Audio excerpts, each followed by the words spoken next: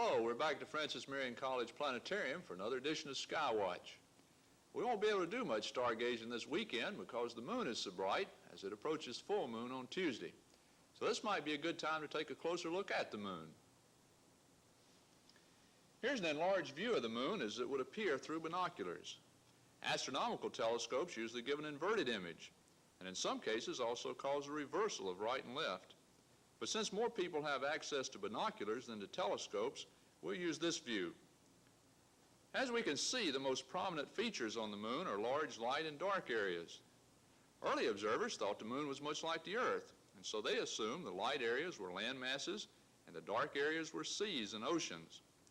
That's why places on the moon have fanciful names, like the Ocean of Storms, the Sea of Clouds, and the Bay of Rainbows. We know now, of course, that there is no water on the moon and that the dark areas are relatively smooth plains created by lava flows millions of years ago. The best known name on the moon is the Sea of Tranquility, located here on the right side of the moon.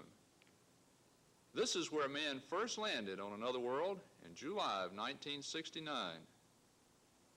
Because there's no air and therefore no wind or rain on the moon, that first footprint will stay there forever.